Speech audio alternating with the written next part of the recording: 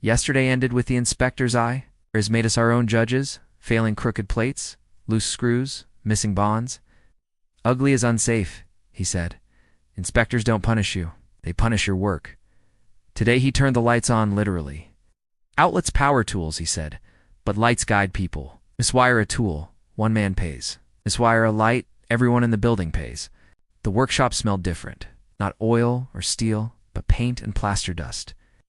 On the benches lay recessed can lights, a pendant fixture, a dimmer, boxes of LED drivers, a photocell, even a small chandelier still wrapped in plastic. Maria whistled. So now we play interior decorator? Harris's glare killed the joke. These are not decorations. These are systems. Systems wired wrong kill quietly. He placed a ceiling box on the mock-up wall. 3 wires dangled, black, white, bare. What are they? Hot, neutral, ground, I said. Correct. Same language as outlets, but lighting adds dialects. Switch loops, travelers, dimmers, sensors. Forget the dialect, you kill the language. Maria pulled a recessed can from the box. This one says 60 watts max. That's nothing. That's everything, Harris snapped. Fixture rating is law. Exceed it, and the can overheats. A glowing ceiling turns into a glowing attic. He tossed me a lamp holder and a mounting strap. Show me installation. I secured the strap, landed hot to brass, neutral to silver, ground to green, capped with wire nuts, and taped. Harris checked torque. Good. Now explain polarity in lights. Hot always to brass, I said. Neutral always to the lamp shell. Ground to the box and strap. And if you reverse hot and neutral, the bulb still glows, but the shell goes hot. Touch it, you complete the circuit with your body. Correct. Lights lie prettier than outlets. Never trust glow as proof. We moved to a switch loop. Harris handed Maria 2 conductors. One white, one black. Show me the path. She wired hot down to the switch on white, brought controlled hot back on black. Harris's voice cut sharp. And what mistake have you made? Maria froze. Didn't mark the repurposed white. And what happens when an electrician sees unmarked white? They think it's neutral. They grab it. Shock. Correct. Every switch loop must be marked. Marker is not paint. Marker is survival. He told us about a man named Ruiz. Worked fast. Never marked his loops. His helper opened a box years later. Thought the white was neutral. Ruiz buried him with his silence. One pen stroke could have saved him. The room went still. Even the ballasts on the table seemed to hum lower.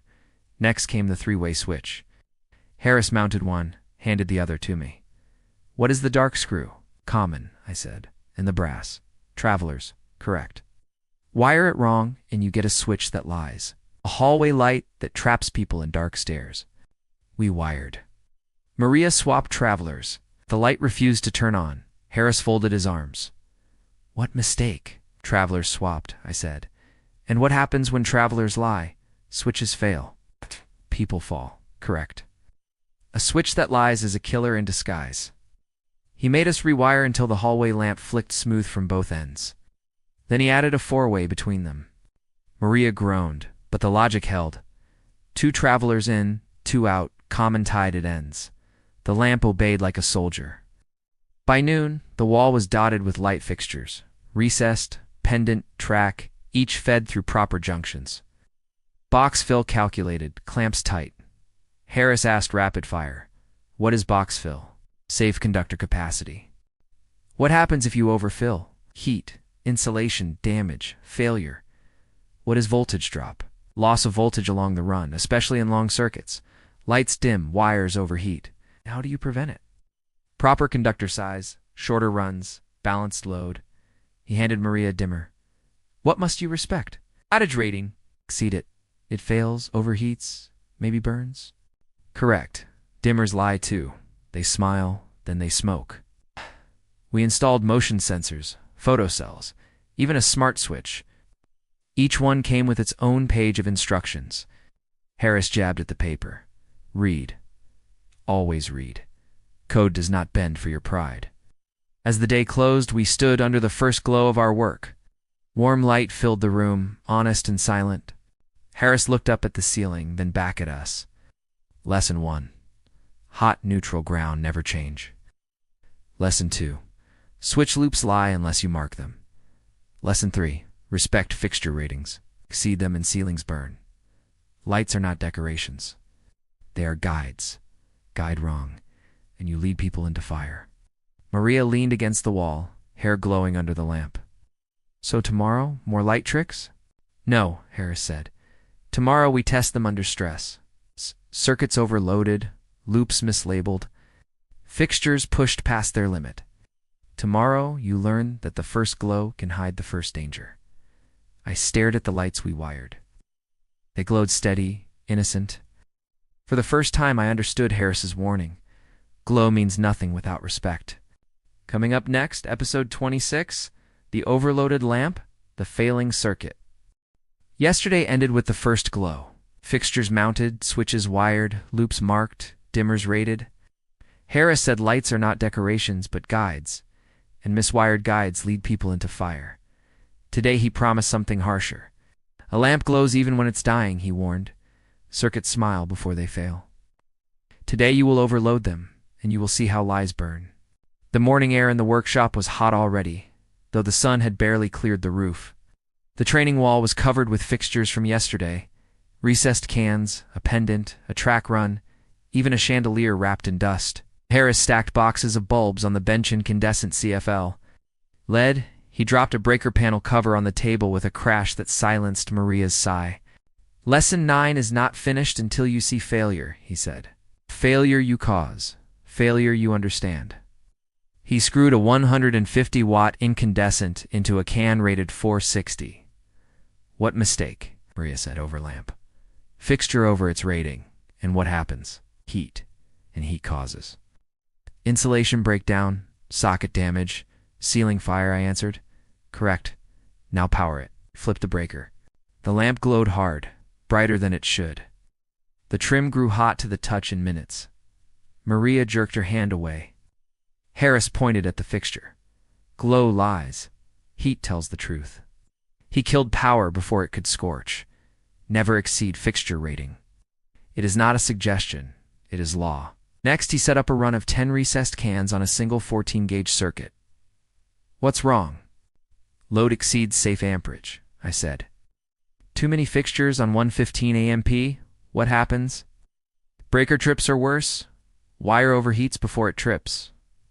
Correct? Breakers protect wires, not devices. Load math saves lives. Maria rolled her eyes.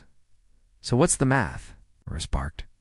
What's divided by volts equals amps. At every lamp, every ballast, every driver. Stay below 80% of rating for continuous load. Write it.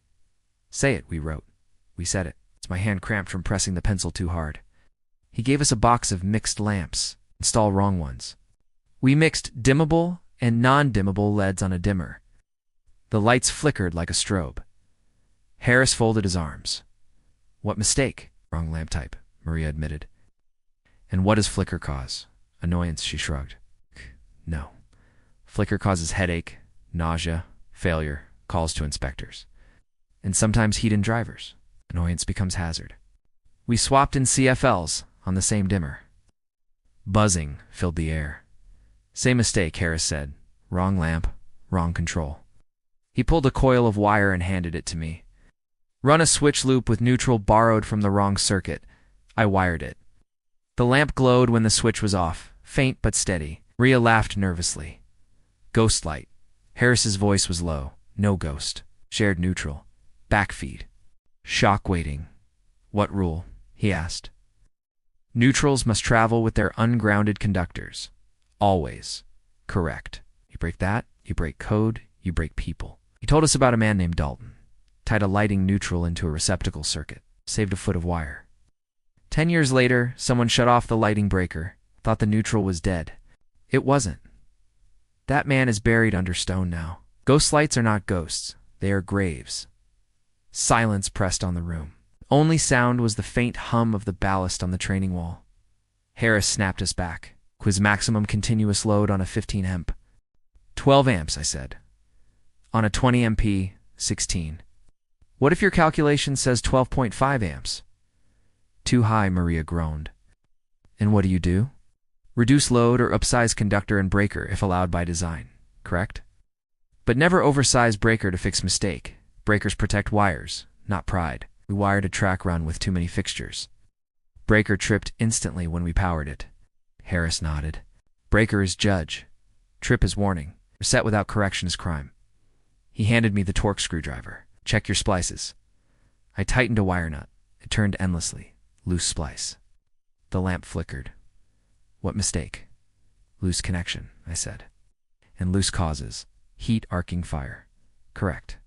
Failing circuit lies with flicker. Never ignore flicker, Maria asked. So every blink is bad? Yes. Bulbs burn out. Drivers fail. Your first thought must be, is it me? Did I fail? Assume fault until you prove otherwise. We practiced until sweat poured down my arms. We overloaded, miswired, corrected. Each lie Harris planted became truth only when heat, trip, or flicker exposed it. At the end, Harris made us stand before the glowing wall. Some lamps steady, some buzzing, some dim, some too hot to touch. Review, he commanded. I said fixture ratings must never be exceeded. Watts divided by volts equals amps. Continuous load 80%. Breakers protect wires, not devices. Neutrals travel with their conductors. Ghost light means shared neutral or leakage. Maria added dimmers need correct lamps. Wrong type flickers, buzzes, overheats. Loose splices arc. Flicker is warning. Trips are warnings. Don't reset until corrected. Harris nodded once. His voice was softer but not gentler. Lesson 1. Heat tells truth when glow lies. Lesson 2. Load math is survival. Lesson 3. Ghosts are graves. Respect the rules or light becomes fire. Maria sat down hard on a bucket. So tomorrow we get to wire more disasters. No, Harris said. Tomorrow you wire for people, not boxes, not bones. Circuits that light stairs, halls, rooms, circuits that guide lives. Tomorrow you learn that lighting is not for you, it is for them. I looked at the mix of fixtures, some steady, some failed. For the first time, I felt the weight of guiding strangers I would never meet. Coming up next, episode 27, Lighting the Path, Guiding the Living. Yesterday ended in failure. Lamps burned hotter than their ratings. Circuits tripped under load. Ghost lights glowed when they should have been dark. Harris said, heat tells truth when glow lies. Load math is survival. Ghosts are graves. Today he promised a different weight. Circuits are not for you, he said. They are for the people who walk under them. Lighting guides lives. You misguide them, and you lose more than a job you lose trust you'll never see again. The workshop was set like a small building now. A hallway mock-up with stairs.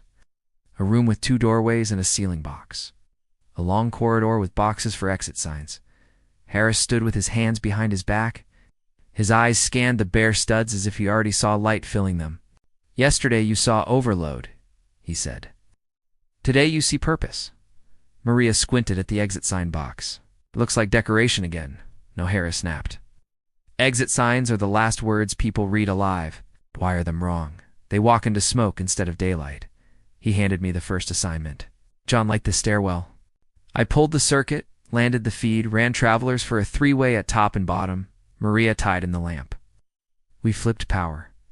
The bulb glowed at the top of the stairs, bright and clean. Harris asked why 3-way, so people can control from both ends, I answered. And if one fails? Dark stairwell, falls, injuries. Correct. Stairwell without proper switching is a trap. Maria muttered. I guess inspectors really do care where you fall. They care where you die, Harris said. He moved us to the room with 2 doors, 4-way switch between 2 3-ways. Show me. We wired it slow, careful. Travelers in, travelers out. Commons correct. The lamp lit from either door, controlled smooth from all 3. Harris nodded once. What mistake did Maria make yesterday? He asked suddenly. Swap travelers, I said. And what did that cause? Switch that lies. Correct? Lying switches in rooms trap people.